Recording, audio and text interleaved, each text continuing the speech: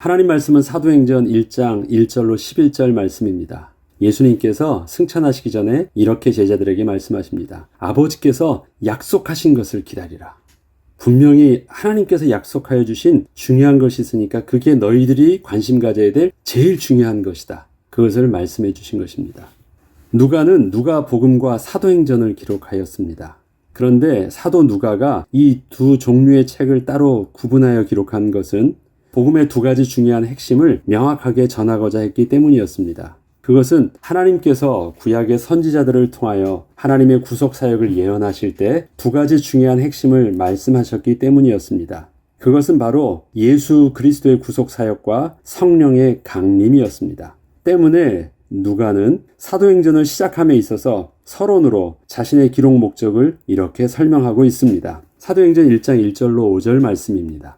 데오빌로여, 내가 먼저 쓴 글에는 무릇 예수께서 행하시며 가르치시기를 시작하신부터 그가 택하신 사도들에게 성령으로 명하시고 승천하신 날까지의 일을 기록하였노라. 그가 고난 받으신 후에 또한 그들에게 확실히 많은 증거로 친히 살아계심을 나타내사 40일 동안 그들에게 보이며 하나님 나라의 일을 말씀하시니라. 다시 말해서 복음서에서는 예수 그리스도에 관한 모든 내용들을 다 기록했다는 것입니다. 그래서 그분이 구약에 예언되셨던 바로 그 그리스도이시고 그 구원자 메시아란 사실입니다. 사도와 함께 모이사 그들에게 분부하여 이르시되 예루살렘을 떠나지 말고 내게서 들은 바 아버지께서 약속하신 것을 기다리라. 요한은 물로 세례를 베풀었으나 너희는 몇 날이 못되어 성령으로 세례를 받으리라 하셨느니라. 이처럼 누가는 누가복음을 통하여 예수께서 바로 구약에 예언되었던 그 그리스도이심을 증거함과 더불어 예수 그리스도의 구속 사역이 그분의 십자가의 죽으심과 부활하심으로 다 끝나는 것이 아니라 사도행전을 통하여 구약에 이미 약속하셨던 하나님의 영이신 성령의 오심이 진정한 그리스도의 구속 사역의 완성임을 전하고자 했던 것입니다. 때문에 누가는 누가복음의 마지막 장에서 이러한 내용을 기록하고 있습니다. 엠마오로 가는 두 제자의 이야기입니다.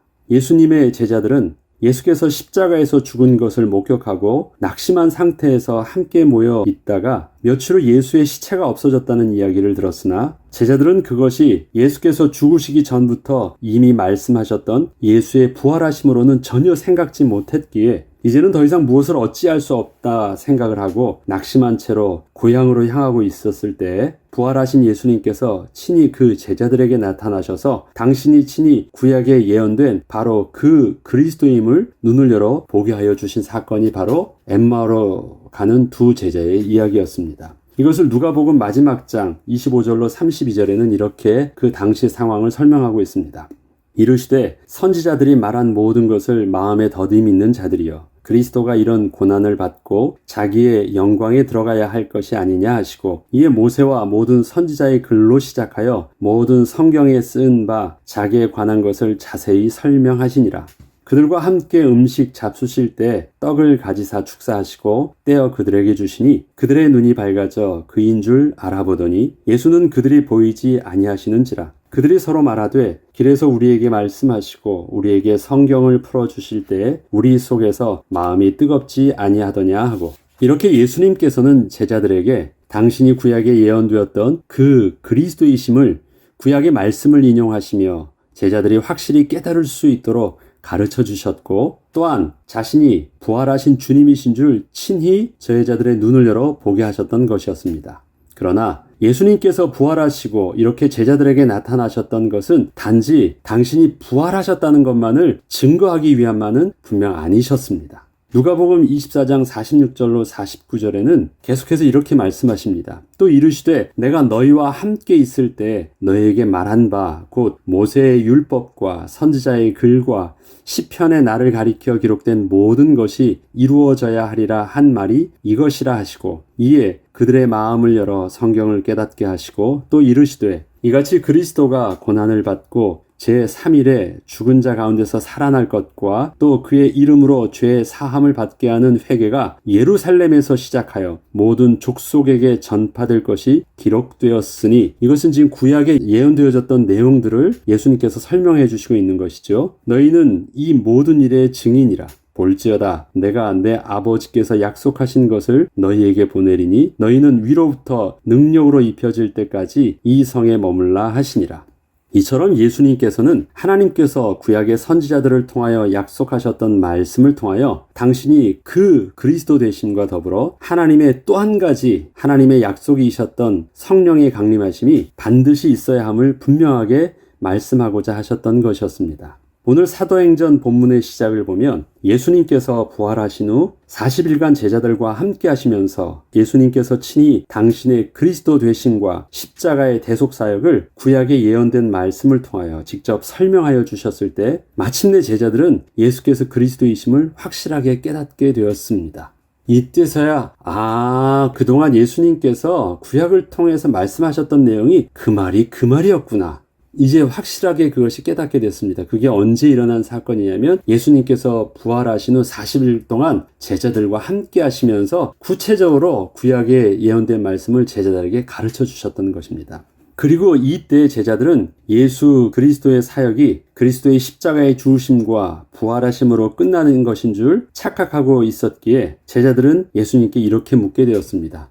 이제 예수님께서 그리스도이심을 내가 알게 되었다. 그러니까 이제 다 알았다. 그러니까 이제부터 시작이구나 라고 제자들은 잠시 착각을 했습니다. 그래서 제자들은 자기가 다 깨달은 줄 알고 이제 아는 척하면서 예수님께 이렇게 묻습니다. 그들이 모였을 때 예수께 여쭈어 이르되 주께서 이스라엘 나라를 회복하심이 이때니까? 이러한 제자들의 말을 가만히 살펴보면 제자들은 그동안은 3년 동안이나 열심을 다해 예수님을 따랐어도 사실 그때는 예수님을 잘 알지 못했었으나 이제는 확실히 깨닫게 되었다는 확신이 있음을 알 수 있습니다. 그리고 예수님의 부활하심과 더불어 자신들이 온전히 깨닫게 되었으니 이제 예수님을 중심으로 한 하나님의 나라가 이제는 회복될 시기가 된 것처럼 그렇게 착각을 하고 있던 것입니다. 예수님 이제부터 본론으로 시작하려고 하시는 건 맞죠? 예수님과 함께 하실 줄 알았는데 예수님이 그때 아직 때가 안 되었다는 것은 예수님이 십자가에 죽으시고 부활하심으로 당신이 그리스도란 증거를 보여주려고 하셨던 것이고 그 다음에 우리로 이렇게 온전히 깨닫게 하셔서 예수님 앞에 이제 확실하게 예수님을 섬길 수 있는 준비가 이제 됐으니까 예수님께서 하나님 나라를 회복하려고 하셨던 데가 이제 돌아온 것이 맞지요? 라고 제자들은 생각했습니다. 저와 여러분이 제자라고 할지라도 그렇게 생각하지 않겠습니까? 확실하게 부활도 보았고 이제 확실하게 예수님이 누구신지도 예수님을 섬겨야 할 제자들도 다 깨달았고 이러면 이때부터 이제 본론이죠. 그래서 제자들은 아주 당당하게 확신을 가지고 이제 이때가 맞지요 라고 말한 것입니다. 그런데 그때 예수님께서는 제자들을 향하여 이렇게 말씀하셨던 것입니다. 사도행전 1장 7절로 8절에 보면 이르시되 때와 시기는 아버지께서 자기의 권한에 두셨으니 너희가 알 바가 아니요. 간단하게 말해서 그런 건 니들이 알 바가 아니야. 너희 잘못됐어. 그런 거 아니야. 하면서 한마디로 무시해버렸어요. 너희가 알 바 아니요. 오직 성령이 너에게 임하시며 너희가 권능을 받고 예루살렘과 온 유대와 사마리아와 땅끝까지 이르러 내 증인이 되리라 하시니라. 예수님과 제자들의 대화를 살펴보면 제자들의 관심과 예수님의 관심의 초점이 다름을 알 수 있습니다. 제자들은 하나님 나라의 회복이라는 것이 단순히 사망 권세를 이기시고 부활하신 예수께서 이제는 그 능력으로 참다운 이스라엘의 왕으로 일어나셔서 지난날 잃었던 다윗의 영광을 회복하는 것이라 생각하고 있었던 반면에 예수님께서는 참다운 구원의 완성이 그저 로마의 속국으로부터 벗어나는 정치적 해방이 아니라 하나님께 반역함으로 하나님을 떠나 하나님의 형상을 잃었던 하나님의 백성들에게 다시 하나님의 영이 저들 안에 다시 거하게 하심으로 하나님이 통치하시는 진정한 하나님 나라의 백성으로 회복해 하는 것이 하나님의 구속사역의 핵심임을 말씀하고 계셨던 것입니다. 때문에 이제는 예수님과 함께 세상을 정복할 준비가 되었다고 말하고 있던 제자들에게 앞서 그렇게 말씀하신 직후에 제자들 앞에서 승천을 하셨던 것입니다. 제자들은 이제 예수님과 더불어 이제부터 본격적으로 예수님 꽉 붙잡고 예수님께 충성을 다해서 예수님과 함께 하나님 나라를 회복하려고 하고 있어요. 그런데 그들 앞에서 예수님은 그때가 아니야. 때와 기간은 너의 알 바가 아니야. 아버지가 약속하신 거 기다려 하시면서요. 그 말씀하신 직후에 하늘로 바로 승천해 보셨어요. 그게 사도행전 1장 9절로 11절은 당시의 상황을 이렇게 설명하고 있습니다. 이 말씀을 마치시고 그들이 보는데 올려져 가시니 구름이 그를 가려 보이지 않게 하더라. 올라가실 때 제자들이 자세히 하늘을 쳐다보고 있는데 흰옷 입은 두 사람이 그들 곁에 서서 이르되 갈릴리 사람들아 어찌하여 서서 하늘을 쳐다보느냐 너희 가운데서 하늘로 올려지신 이 예수는 하늘로 가심을 본 그대로 오시리라 하였느니라. 그들이 보는 데서 예수님이 올라가셨습니까? 올려져 가셨습니까? 올려져 가셨어요. 그것은 뭐냐면요, 하나님께서 예수님의 이 땅에서의 구속 사역을 거기까지 하게 하신 거예요. 그래서 하나님께서 친히 예수님을 이끄신 것입니다. 이해되시겠어요? 예수님이 스스로 올라가셨다는 표현이 아닙니다. 올려져 가셨습니다. 하나님께서 거기까지 하게 하시고 예수님을 이끄셨다라는 것입니다. 오늘의 본문에 예수님의 승천 상황을 살펴보면 제자들이 순간 얼마나 당황했을까 짐작을 해봅니다. 이것은 마치 한국 속담에 이런 말이 있죠. 닭 쫓던 게 지붕 쳐다본다는 말처럼 참으로 생각지 못했던 당황스러운 순간을 제자들이 맞이한 것입니다. 자, 이때가 맞죠 하고 이제 예수님을 따르면서 예수님과 함께 뭔가를 하려고 하는데 그 하나님 나라의 중심으로 생각했던 예수님이 갑자기 하늘로 올려져 가시는 거예요. 그럼 제자들의 입장에 속에서는 얼마나 황당한 것입니까? 순간 당황할 수밖에 없는 상상치 못했던 사건이 일어난 것입니다. 사실 예수님께서는 이전에 십자가의 죽으심과 부활도 수차례에 걸쳐 말씀하셨듯이 당신이 떠나시고 성령이 오시는 것도 이미 하나님께서 약속하신 일이라고 제자들에게 가르쳐 주었었지만 제자들이 예수님의 죽으심의 의미를 깨닫지 못했던 것처럼 예수님이 떠나시고 성령이 오신다는 의미도 아직 제대로 이해하지 못하고 있었던 것입니다. 아무튼 제자들은 예수님께서 갑작스럽게 승천하시는 그 순간에는 당황할 수밖에 없었으나 예수의 죽음과 부활 사건을 이미 경험하였었기에 이제는 지난 40일간 예수님과 함께하며 깨닫게 되었던 하나님 나라의 회복의 말씀을 다시 기억하며 이전처럼 뿔뿔이 흩어져 각기 자신의 고향으로 가지 않았고 예수님께서 말씀하셨던 대로 함께 마가다락방에 모여 약속하신 성령을 기다리며 기도하기 시작했던 것입니다. 그 내용이 이제 내일 있을 마가다락방에서 일어난 성령 강림의 사건의 시작이 된 것입니다. 예수님께서는 성령이 오시는 것을 성부 하나님께서 약속하신 본론의 축복으로 이미 말씀하여 주셨습니다. 이전에 제자들과 함께 있을 때 이미 이렇게 구체적으로 말씀하셨던 것이었습니다. 그 내용에 대해서 요한은 자신이 기록한 요한복음서에서 예수님의 말씀을 이렇게 기록하고 있습니다. 요한복음 14장 16절로 20절에 보면 내가 아버지께 구하겠으니 그가 또 다른 보혜사를 너희에게 주사 영원토록 너희와 함께 있게 하리니 그는 진리의 영이라. 세상은 능히 그를 받지 못하나니 이는 그를 보지도 못하고 알지도 못함이라. 그러나 너희는 그를 아나니 그는 너희와 함께 거하시며 또 너희 속에 계시겠습니다. 내가 너희를 고아와 같이 버려두지 아니하고 너희에게 오리라. 그날에는 내가 아버지 안에 너희가 내 안에 내가 너희 안에 있는 것을 너희가 알리라. 제자들이 예수님과 함께할 때 있었던 일들을 제자들이 기록했습니다. 그런데 예수님과 제자들이 함께하고 있을 그 당시에는 예수님의 이 가르침과 이러한 말씀들을 제대로 다 이해하지 못했었어요. 그런데 예수님께서 죽으시고 부활하신 후 또 승천하셨을 때 또 성령이 오셨을 때 그때서야 지난날 예수님께서 제자들과 함께 하셨던 그때 말씀하셨던 내용들이 무슨 내용인지를 이제 깨닫고 그때 복음서를 기록한 거예요.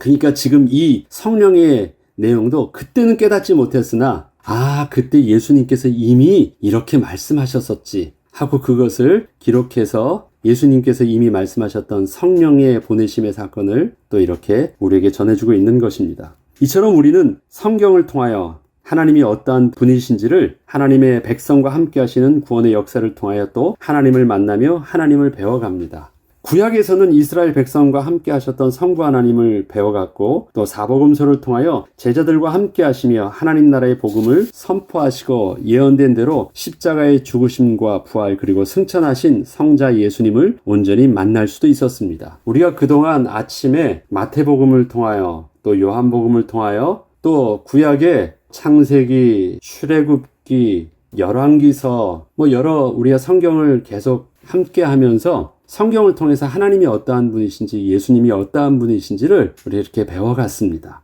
이제 그렇지만 이제는 예수님의 사역의 절정과 목표점이 십자가의 죽으심과 부활로 끝나는 것이 아니라 이제는 예수님의 승천과 오순절 성령의 강림하심이 그 핵심이셨기에 우리가 예수 그리스도를 구주로 영접할 때 이미 우리 가운데 거하고 계셨던 성령님을 이제는 또 신약의 성경 말씀을 통하여 좀 더 명확하고 또 구체적으로 깨닫고 그 성령 하나님의 인도하심을 받게 되므로 이제는 우리가 성령 하나님을 통한 하나님 나라의 회복의 축복을 좀 더 사실적으로 누릴 수 있도록 해야 되겠습니다. 구약의 성부 하나님, 또 복음서를 통해서 성자 예수님, 그 다음에 신약의 모든 내용을 통해서 성령 하나님을 배워감으로 우리에게 함께 하시는 삼위일체 하나님을 온전히 배우게 되는 것입니다. 이를 위해서 우리는 예수님께서 승천하신 이후부터 또 하나님께서 이미 약속하신 대로 보내신 성령 하나님의 구체적 사역이 기록된 사도행전으로부터 시작하여 신약 성경 전반에 걸쳐 기록된 그 말씀들을 통하여 성령 하나님의 사역을 구체적으로 알아가므로 지금도 우리 안에 함께 하시는 그 성령 하나님의 인도하심을 따라 우리의 삶도 하나님과 방향을 맞추게 되는 은혜가 있기를 우리가 기도하면서 사도행전을 계속 진행해야 되겠습니다.